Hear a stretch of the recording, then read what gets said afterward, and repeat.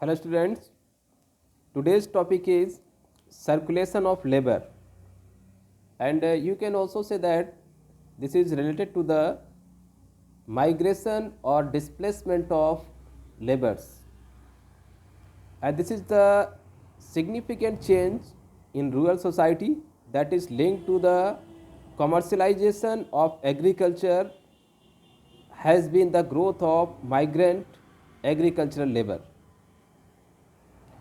The traditional bonds of patronage between the laborers or the tenants and landlords broke down, and as the seasonal demand for the agricultural labor increased in prosperous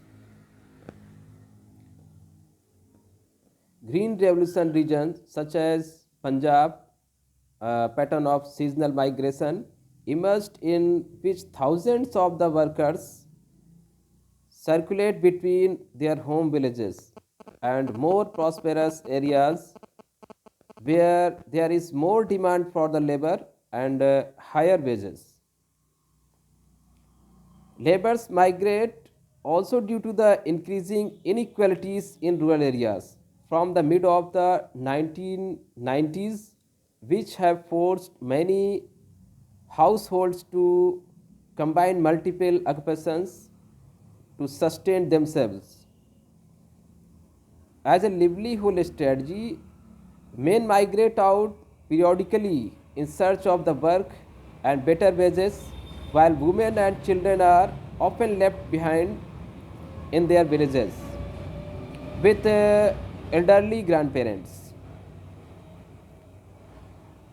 After the independence of India, when there was the establishment of the factories, industries, and big commercial and other sectors, markets, especially around the metropolitan cities like Delhi, Mumbai, Calcutta, Chennai, Bengaluru, and so many other cities of the different states in India.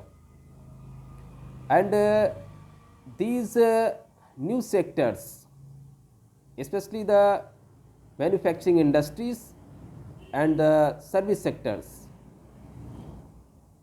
these gave the offer to the rural people to get the job opportunity as well as the definite work along with the definite or fixed salary after a month.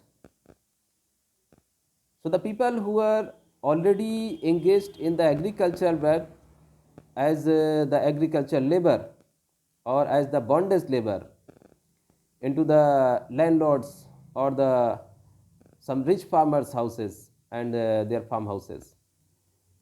Now they had got the new opportunities to establish or to re-establish their life with these new job generating sectors. And so the rural people, especially the youth or the young generation, started to migrate towards the cities. The city life was not too much easier for these rural people because they were very illiterate and they don't have the modern lifestyle. So when they reached to these cities, they were struggling for the survival. Most of the occasions they have to live outside of the cities or very vast or dirty areas which are called the slum areas, and sometimes they also have to spend their night on the footpaths. And this condition of the laborers and daily wages workers you have seen in the many films or TV serials as well as also in some stories. And during the 1970s or 1980s, many more films were made on these labor or daily wages workers and their lives or their problems which were facing during the living in cities. So this was not the easier for these new laborers who have come from the villages and far distances from the countries. But the new life opportunities were continuously attracting these laborers, and after some difficulties, they were just habited, or they became habitual to survive in the cities. The enforcement of the hard work or the forced labor or bondage labor in the villages, and the debt which were they have taken from the landlords, this was the some main reasons for the migration of these laborers. And also the social and religious inequality in the rural areas, where the lower caste or the inferior classes were oppressed and discriminated by the upper caste peoples, especially the rich caste. This was also the main reason for the migration of the poor laborers or poor sections people.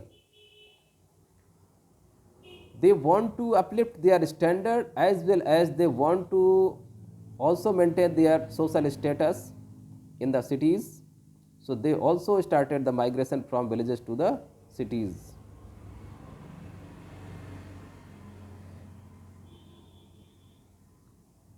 And you have mostly or probably listened that migrant workers come mainly from the drought prone and less productive regions, and they go to the work for part of the year on farms in the Punjab and Haryana, or on brick kilns in Uttar Pradesh, or construction sites in the cities such as the New Delhi or Bangalore.